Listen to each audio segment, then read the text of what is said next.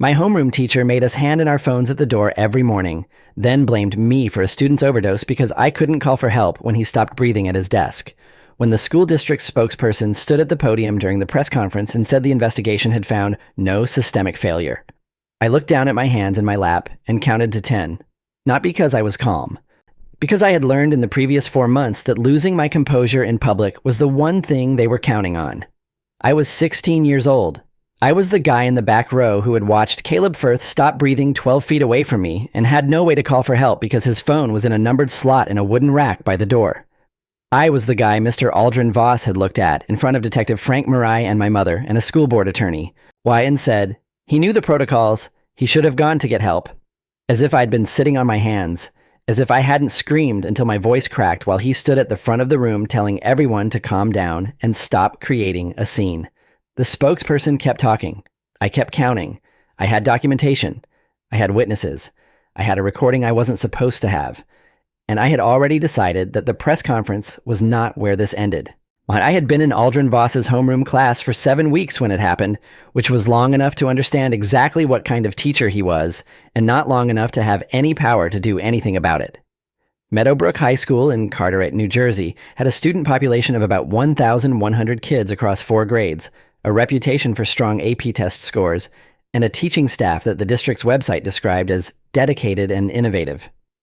Voss had been there for 19 years. He taught AP government and ran homeroom for the 11th grade cluster, which meant 31 of us filed into his classroom at 7:42 every morning and filed out at 8:05. 19 minutes. That's all homeroom was. Announcements, attendance, whatever administrative friction the day required. But Voss had turned those 19 minutes into a project. He'd introduced the phone collection policy in September, the first week of school, presenting it to us and our parents as a mindfulness initiative designed to start the day with focus and intentionality. The rack was custom built. He'd made it himself over the summer, apparently. 31 numbered wooden slots mounted to a board that hung beside the door. You put your phone in your slot when you walked in. You got it back when you left. He'd sent home a 1-page explanation that included citations from studies on adolescent phone dependency. Parents signed an acknowledgement form. My mother had signed without reading past the first paragraph, which I understood because she worked a double shift most mornings, and the form arrived during a week. She was managing a schedule change at the hospital where she worked as an OR nurse. Caleb Firth sat 3 rows to my left and 2 seats back. He was 17, a quiet kid with good grades, and a laugh that was sudden and genuine when it came. The kind of laugh that surprised you because he usually looked like he was carrying something heavy behind his eyes. I'd known him casually since freshman year. We'd been in the same English class, but we weren't close. He was close with a guy named Devin Achiki, who sat behind him in homeroom, and with a girl named Preeti Sundararam, who was in a different homeroom entirely. What I knew about Caleb was what most people knew. He was on the swim team. He was good at calculus. And he'd had some kind of rough patch the previous spring that people discussed in the way high schoolers discuss things they don't actually know anything about, confidently, inaccurately, and briefly. My best friend Nadia Osei, who had a gift for understanding people that I've always found slightly uncanny, had told me in October that she thought Caleb was struggling. I'd asked her what she meant. She'd said she wasn't sure exactly, just that he seemed thinner than last year and his eyes looked like he hadn't slept in a while. I'd looked at him the next day and thought she was right. I told myself it wasn't my business. I wish I'd said something to somebody.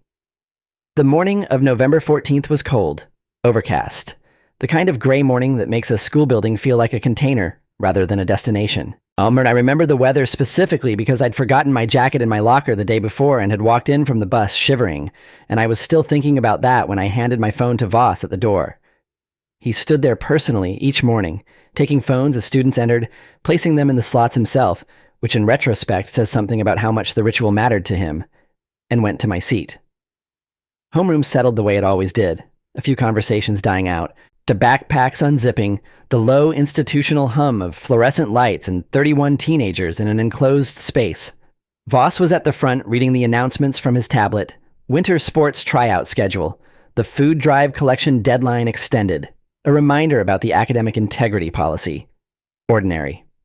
I was reading ahead in my AP literature book. We had an essay due Friday and I was behind, when I heard a sound I couldn't immediately categorize. It was soft. It's closer to a thud than a crash, the way something heavy falls when there's no one holding it up. I looked up. Devin Achiki was half out of his seat. His face was the face of someone who has just seen something their brain hasn't caught up to yet. He said, "Caleb," not loud, almost like a question. Caleb was slumped forward across his desk. His arms had slid to the sides, and one of them was hanging down, fingers trailing along the floor. His face was turned, and from where I sat, I could see that it was the wrong color. Not pale, grayish, with a waxy flatness that I didn't have a word for, but that my body registered before my mind did. I was on my feet before I made a decision to stand. Devin was already touching Caleb's shoulder, saying his name again, louder. Someone behind me said, "Oh my God," in a flat, airless way. Voss, at the front of the room, said, "But will everyone please remain seated," with the authority of a man who has managed classroom disruptions for 19 years and has learned that authority itself is the first tool. He came down the center aisle. I reached Caleb's row at the same moment Devin straightened up and looked at Voss with an expression that I will never forget for the rest of my life. Pure, raw, uncomplicated terror. And said, "He's not breathing." Voss looked at Caleb. His face did something complicated. Then he said, very firmly, "I need everyone to move to the back of the room." He said it the way you'd say it during a fire drill, the way you say a thing when you've decided that maintaining order is the mechanism through which you solve all problems. My hand went to my pocket. Empty. My phone was in slot number 19, 4 feet from the door, behind Aldrin Voss. I said, loudly enough that my own voice surprised me, "We need to call 911. Someone needs to call right now." Voss pointed at me. "Rohan, back of the room, now," I said. "Give me my phone." He said, "Go to the back of the room and I will handle this." Around me, I could hear other students doing what I was doing, reaching for pockets that held nothing, looking at each other, looking at Caleb, doing that silent, frantic math that you do when you realize the tools you need have been removed from your possession. Devin said again, more urgently, "He is not breathing. He needs an ambulance." Voss said, "I'm aware of the situation," and reached for the classroom phone mounted on the wall beside the whiteboard. The classroom landline, which, as every student in that room knew because we had all heard it happen before, went to the main office switchboard, where it rang and rang on busy mornings while Ms. Guerrero managed the front desk and fielded parent calls and attendance reports simultaneously. It was 7:49 in the morning. The main office at 7:49 on a Thursday was a switchboard chaos zone. I know this because I had been a student aide in the main office for 2 semesters freshman year. I knew exactly what happened to calls that came in during first bell. Voss dialed. The line rang. I turned and ran for the door. He was faster than I expected, or maybe I was slower because my legs felt wrong, like they were moving through something denser than air. He stepped in front of the door, not physically blocking me. He wasn't touching me, but standing in the space between me and the phone rack with his arm slightly out and his body positioned in a way that said, "You do not pass without my permission." He said my name again, and this time it had a different edge, a teacher's final warning, the edge that means I am prepared to make this very bad for you. I had been a good student for 11 years of my life. I had never had a detention. I had never raised my voice at a teacher. My mother was an OR nurse who had taught me from the time I could form sentences that you respected authority figures and you followed protocols because protocols exist for reasons. Everything in my conditioning said step back. I looked at the phone rack. I looked at Caleb across the room, Devin now on his knees beside him. A girl named Fiona Shemansky, who I knew had taken a CPR course, pressing her hands together over Caleb's chest with the terrified determination of someone doing the only thing they know to do. I looked at Voss, and I made a choice that was not a choice, because there was only one thing that was actually possible. I reached around him and grabbed my phone from slot 19. He said my name like a verdict. I was already dialing. The ambulance arrived in 6 minutes. Well, 6 minutes is both a very short time and an incomprehensible length of time when you are standing in a room watching someone perform CPR on a 17-year-old. Caleb Firth had taken oxycodone, according to what we learned later, a quantity that the Carteret PD toxicologist would describe in her report as consistent with acute accidental or intentional overdose. He had been unconscious with significantly depressed respiratory function, for an estimated 4 to 7 minutes before anyone noticed. The paramedics intubated him in the hallway. He was in the ambulance at 7:58. By 8:30, he was in the ICU at Robert Wood Johnson University Hospital, where he would remain for 4 days before being transferred to a rehabilitation and recovery program. He survived. I want to say that clearly, because the rest of this story is very dark, and I need you to know that he survived. More, the permanence of that is the thing I hold on to when everything else in the memory feels like it's burning. But the 4 days between the ambulance and the transfer were the 4 days during which Aldrin Voss, apparently operating under the assumption that the best defense was a vigorous offense, began constructing an alternative version of what had happened in that classroom.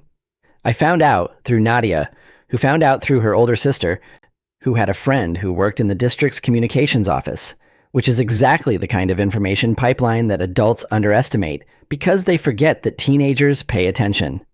The version Voss was circulating, quietly, through the right channels, in the right ears, was this: that he had immediately called the main office upon observing a student in distress, that the response had been swift and appropriate, and that a student named Rohan Pillai had created a disruption that delayed the ordered evacuation of the classroom and complicated his ability to manage the emergency. He did not, initially, say I was responsible for anything. He was too careful for that. He planted seeds. He told the vice principal, Dr. Renata Ogwike, that I had interfered with emergency protocols.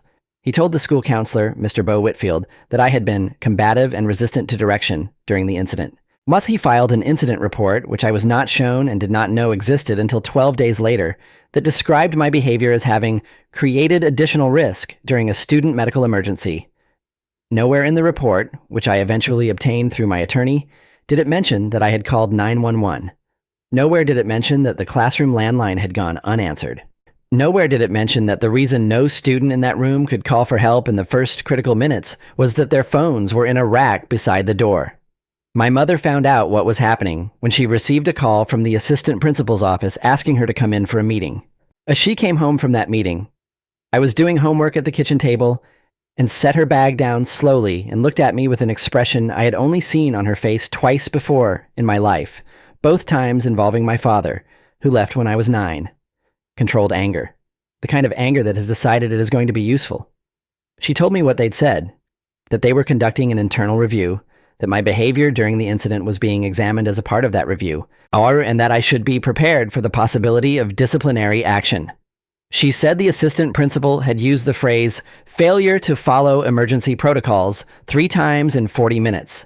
She said she had listened without saying very much, because she is an OR nurse and she understands that some rooms require you to absorb information before you respond to it. Then she looked at me and asked me exactly one question. Did you call 911? I said yes. She picked up her phone and called her brother, my uncle Rajan, who is an attorney in Newark specializing in civil rights and education law. He answered on the second ring. She said, I need you tomorrow morning. He said, I'll be there. Uncle Rajan is 43 years old, has been practicing law for 17 years, and has the specific quality of a person who is genuinely unimpressed by institutional authority. Not dismissive of it, he understands its mechanisms precisely, but unintimidated by it in a way that I found sitting across from him at our kitchen table the next morning, while he reviewed everything I could tell him, deeply reassuring. He asked me to write down, in as much detail as I could remember, a minute-by-minute account of the morning of November 14th. I spent 2 hours on it. He read it in 20 minutes. We asked me several precise clarifying questions about the positioning of the phone rack, the exact words Voss had said to me, and what I had observed Voss doing in the moments before and after I retrieved my phone. Then he asked if anyone in the classroom had a phone that wasn't confiscated. I said no. Voss was meticulous. He asked if the classroom had security cameras. I said I didn't know. He said he'd find out. Then he asked me something I hadn't thought about. The landline call Voss made to the main office. Do you know if it connected? I said I didn't know. He made a note. That question turned out to be the central one. The school's internal security camera system recorded 6 cameras in the 11th grade hallway cluster, 2 of which covered the exterior of Voss's classroom, including the door. Uncle Rajan submitted a preservation demand letter to the district's legal office within 24 hours of our kitchen table meeting, citing potential civil litigation and demanding that all video footage from the morning of November 14th be preserved in its original form. The district's general counsel acknowledged receipt. When Rajan subsequently obtained the footage through a formal discovery request, we had by this point filed a formal complaint with the New Jersey Department of Education. It showed, clearly and without ambiguity, the following. At 7:51 a.m., the classroom door opened and I stepped partially into the hallway, holding my phone, before stepping back inside. The timestamp on the 911 call logs, which Rajan obtained from Carteret PD, showed a call from my number placed at 7:51:34 a.m. The ambulance dispatch record showed a call received at 7:51:38 a.m. and a unit deployed at 7:51:52 a.m. The classroom landline records, obtained from the school's phone system administrator, showed a call placed from Voss's room at 7:52:11 a.m., 41 seconds after my 911 call. That call lasted 12 seconds before disconnecting, consistent with a busy or unanswered line. Voss had not called for help first. He had called after me. And then he had spent 2 weeks telling people I was the problem. Detective Frank Murray was assigned to the case by the Carteret Police Department, which had opened an investigation into the circumstances of Caleb's overdose as a matter of standard procedure when a minor was hospitalized. He was 51 years old, 23 years on the force, currently attached to the Juvenile Crimes and School Safety Division, and he had the slow, patient manner of a person who has learned that most people will tell you everything if you give them enough silence to fill. He came to our house on a Wednesday evening and sat at the same kitchen table where Rajan and I had worked 2 weeks earlier. My mother sat beside me. Rajan sat across from Murray.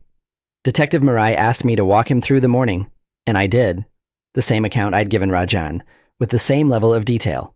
He listened without taking many notes, which I interpreted at first as skepticism and later understood was simply his method. He was processing, not dismissing. When I finished, he asked me if I had any documentation of the phone collection policy. I did. The acknowledgement form my mother had signed in September, which I'd found in a folder in our filing cabinet. He photographed it with his phone. He asked if I knew of any other students who might be willing to speak with him about the policy and the events of November 14th. I said I would ask. He thanked me for my time and stood to leave. At the door, he stopped and said, almost to himself, 31 students in a room with no phones and a landline that goes to a switchboard. That's a policy that needs to be documented very clearly. He looked at me. It wasn't. He left. I understood he was on our side, not mine specifically. He was a detective, not my advocate, but on the side of what had actually happened. Nadia had, in the days following the incident, done something that I had not asked her to do, and that turned out to matter more than almost anything else in the chain of events that followed. She had written down, in a notes app on her phone, everything she remembered from that morning. Every word she'd heard, every action she'd observed, within 20 minutes of being dismissed from class. She'd done it because she told me. She'd been in a situation in middle school where something bad happened and no one wrote anything down, and the official version ended up being different from what she knew was true. And she'd decided that day to always document.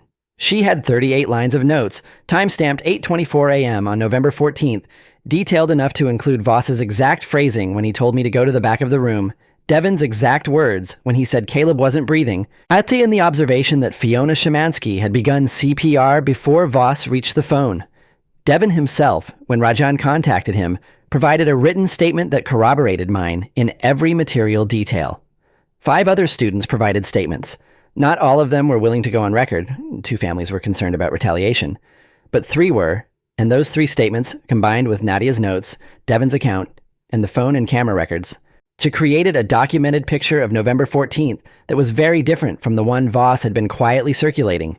The moment things became genuinely dangerous, not just stressful, not just infuriating, but dangerous in the way that required me to make decisions under pressure that I wasn't sure I could make correctly, was when I found out about the meeting. Not through any official channel. Through Devin, who had overheard a conversation he wasn't meant to hear between Voss and Vice Principal Ogwiki in the hallway outside the faculty lounge, where the door had been left slightly open. Devin texted me at 9:17 on a Monday morning during 3rd period. I read it in the bathroom because we weren't allowed phones in class. The text said, Voss told Ogwiki the district lawyer is meeting Thursday to figure out how to handle the incident report. He said they're going to contextualize your behavior. Devin had added, after a pause in the message thread, I don't know what that means, but it doesn't sound good. I stood in the 2nd floor bathroom stall and looked at those words and understood exactly what they meant. Contextualize. They were going to take my action, grabbing my phone against Voss's directive, and frame it in a way that made it look like student defiance rather than emergency response. They had the incident report, and they had Voss's version in official writing. They had 19 years of his institutional credibility. I had my word, Nadia's notes, Devin's memory, and 3 student statements. The Thursday meeting was in 3 days. I called Rajan from the bathroom. He told me not to panic, which was easy for him to say, and then said something useful. That the district's Thursday meeting couldn't change the phone records or the camera footage, both of which were already preserved under his demand letter. Yet what they could do was establish a narrative before the New Jersey DOE investigation formally convened, which meant that the investigator might receive Voss's version first and form preliminary impressions around it. He said what we needed, before Thursday, was to ensure the DOE investigator had access to the documentary evidence directly, rather than through the district's filtration. He asked if I was willing to go on record with the local press. I said, "What will that do?" Thus he said it would make certain that whatever the district presented on Thursday, it would be presenting into a public record that already contained a countervailing account. He said it was my decision. I called my mother. She said it was my decision. I thought about Caleb in the ICU, and I thought about the acknowledgement form my mother had signed without reading, and I thought about the wooden rack with 31 numbered slots beside the door, and I said yes. The journalist was a woman named Celeste Afalabi, 34 years old, a reporter with the Home News Tribune who covered education and municipal affairs, and had, according to a quick search I did before our interview, broken 2 previous stories about policy failures in New Jersey school districts. She came to our house on Wednesday evening with a recorder and a legal pad and asked questions for 90 minutes. She was precise and thorough and slightly intimidating in a way I respected. Or she asked me to walk her through the timeline. She asked me specifically about the moment at the door, what Voss had said, how he was positioned, what I had been thinking. She asked about the phone policy, and I showed her the acknowledgement form. She asked if I knew whether the policy had been reviewed by the district or approved by the school board. I said I didn't know. She made a note. She asked me how I felt about being blamed. Yes, and I said I didn't feel anything about it yet because I was still in the part where I was trying to fix it, and she looked at me for a moment and wrote that down too. Her story ran online at 6 a.m. Thursday morning, 7 hours before the district's meeting. The headline was, "Student who called 911 during classmate's overdose faces possible discipline for breaking teacher's phone policy." By noon, it had 14,000 shares. By evening, it had been picked up by NJ.com, http://nj.com/ the Associated Press Education Wire, and 3 television stations. The district's Thursday meeting, whatever had been planned for it, did not produce a statement. Their communications office instead sent a 2-sentence email saying the matter was under review. Voss had, in the 4 weeks since the incident, never spoken to me directly about what had happened. We shared the same homeroom. I had continued attending because my mother and Rajan agreed that removing myself voluntarily would look like an admission of wrongdoing, and because the DOE investigation required me to remain in normal school attendance to demonstrate ongoing harm from the policy. So I sat in his class every morning. I handed my phone to him. Rajan had advised me to continue complying with the policy as documented until it was formally changed, not to avoid any argument that I was acting in ongoing defiance, and I sat in my seat and watched him do the same things he did every morning with the same controlled authority. He did not look at me directly. He called my name for attendance in the same flat, uninflected tone he used for everyone else. He moved through the announcements. He put the phones back in the rack after homeroom. He was, in every observable way, behaving exactly as he always had. That steadiness was more disturbing to me than hostility would have been. It suggested he wasn't worried. It suggested that in 19 years of operating in that building, he had learned that the institution would protect him. He had 19 years of data supporting that belief. He wasn't wrong to trust it. He just hadn't accounted for the phone records. The New Jersey Department of Education's investigation, conducted by its Office of School Ethics and Student Safety, ease was assigned to a senior investigator named Dr. Kwame Asante, who had a doctorate in educational policy and 16 years of experience with institutional compliance reviews. He was methodical in a way that initially felt slow, but turned out to be thorough. He interviewed over the course of 3 weeks every student in the homeroom who had provided written consent, both members of the administrative staff who had been in the main office during the relevant window, the school nurse who had responded after the ambulance call, and Aldrin Voss himself. He reviewed the phone records, the camera footage, the incident report, the acknowledgement forms for the entire homeroom, and the district's emergency response protocols. The formal board-approved protocols that were, it turned out, quite clear on the subject of emergency communication. They stated, in language that was not ambiguous, that in any situation involving a student medical emergency, all available means of communication should be used immediately, and that student access to emergency services should not be impeded by any classroom policy. The phone collection policy had never been reviewed against those protocols. It had never been submitted for board approval. It had been a unilateral decision by a single teacher who had sent home a one-page explanation to parents and called it an initiative. Dr. Asante's preliminary findings were issued 6 weeks after the incident. They cited 3 specific policy failures: the absence of board approval for the phone collection practice, the inadequacy of the classroom landline as a sole emergency communication resource, and the incident report's material omissions regarding the sequence of emergency response actions. The preliminary findings recommended that the policy be immediately suspended pending full review, and that the incident report be formally corrected to reflect the documented timeline of events. To Voss's attorney, the district had provided him representation, which was itself something Rajan noted with dry precision as illuminating in terms of where the district's loyalties were oriented, argued in a formal response to the DOE findings that the phone policy was a pedagogical decision within a teacher's professional discretion and that the incident report accurately reflected Voss's observations at the time. Dr. Asante's final report, issued 4 weeks later, found otherwise. The language was formal and measured, as these documents always are, but the substance was not. The final report concluded that the phone collection policy, as implemented without board review or alignment with emergency protocols, created a foreseeable barrier to emergency communication that directly contributed to a delay in the initiation of emergency response. It noted that the first call to 911 was placed by a student, not by the teacher, and that the incident report's failure to document this fact constituted a material omission. It recommended formal review of the teacher's conduct and immediate revision of district phone policies to include explicit emergency access provisions. It did not use the word blame. It didn't need to. The school board held a public meeting on a Monday evening in January, 8 weeks after the incident. The room was filled past capacity. I had not expected that. I had not understood until I walked in that the story had reached people I'd never met in ways I hadn't fully processed. There were parents with children in other homerooms, students from different grades, and in the back row, 2 people holding notebooks who were clearly journalists. Caleb's parents were there. I hadn't spoken to them directly since the incident, and seeing them across the room made my throat close in a way I had to spend a moment managing. My mother sat on one side of me, Rajan on the other.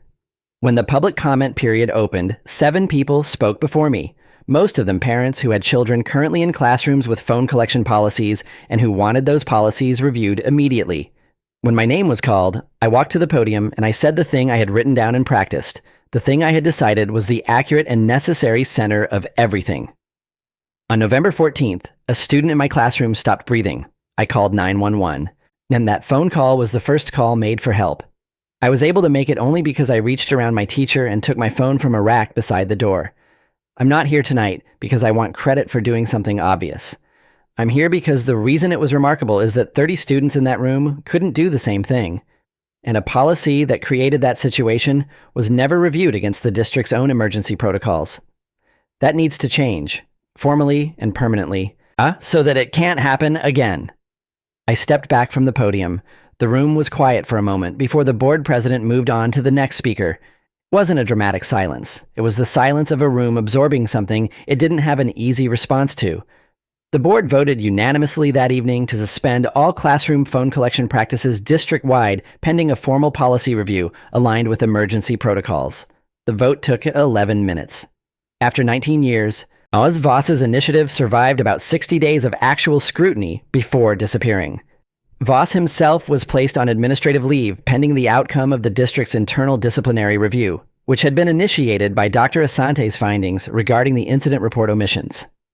I didn't attend the board meeting where his status was formally reviewed. Rajan advised me not to, on the grounds that my presence might be perceived as adversarial and was not necessary. He told me the outcome afterward by text. Voss had been issued a formal letter of reprimand, required to complete professional development in emergency communication protocols, and would return to teaching the following semester with a supervisor monitoring his classroom management practices. Not fired. I want to be honest about how I felt about that. I felt a specific, tired anger that I had to put somewhere and didn't know where to put it. Rajan said, "This is the way these things usually go. And I'm sorry it isn't more. But the policy is gone, the incident report is corrected, and the DOE finding is a permanent public record." He paused. He doesn't get to do this again without it being part of his documented history. I said, okay. I believed him mostly. The mostly is still there. Caleb came back to school in February. He looked different in the way people look different after something has broken through the surface of their ordinary life and rearranged what's underneath. Quieter, or maybe more deliberate, moving through the hallways with the careful attention of someone who has decided to pay attention differently. We passed each other in the hallway on his third day back, and he stopped, which surprised me, and said, "I heard what you did. I heard you were the one who called." I said yes. He looked at me for a moment in a way I found difficult to read, and then he said, "Thank you." 2 words, nothing complicated. But the way he said them told me that he had spent weeks turning them over, deciding whether and how to say them. And I understood that the simplicity was not inadequacy, but precision. I said, of course, "I meant it the way you mean things when you've had time to understand what they actually cost." He nodded and kept walking. I stood there in the hallway for a minute afterward, not moving, just letting the moment sit. The wooden phone rack had been removed from Voss's classroom the week after the board vote. The numbered slots were gone. In their place, the school had installed a new emergency communication protocol, a bright orange emergency phone line direct to 911 mounted beside the door of every classroom in the building. It was not a complicated solution. It had existed as an option for years. It simply hadn't been implemented because no one had needed it badly enough. Or rather, because the need had never been documented in a way the district couldn't ignore. Now it was documented, permanently, in a DOE finding and a board resolution and a record that would follow that school for as long as it operated. 3 months after the board vote, the acknowledgement forms that parents had signed for the phone collection policy were formally voided and replaced with a single-page notice explaining the new district emergency communication standard. My mother received one in the mail. She read the whole thing before she signed it. She brought it to the kitchen table where I was doing homework and showed me the section that cited the policy review process and its outcomes. She didn't say anything. She just put it down in front of me and went to make tea. I read it. At the bottom, in the standard district footer, it said, "Adopted by the Carteret Board of Education, January proceedings." I thought about Nadia writing down 38 lines of notes at 8:24 in the morning because she'd learned in middle school that official versions could diverge from true ones. I thought about Devin saying, "He is not breathing," for the second time. Did the way urgency sharpened his voice into something I still heard sometimes in the few seconds before sleep. I thought about the numbered slot and the way the wood felt under my fingers when I reached around Aldrin Voss and took what was mine. I thought about the word contextualize. I thought about all the rooms, in all the schools, where the plan, in the moment someone stopped breathing, was a landline that rang into a busy switchboard. And then I thought about Caleb, and walking through the hallway in February with his careful new attention, alive and moving forward and here. Not because the institution protected him, because a kid in the back row had a phone in a rack 4 feet from the door and was willing to take it. The system got it right, eventually, after we made it. That's not a comfort exactly, but it's what we have, and we made sure it would last.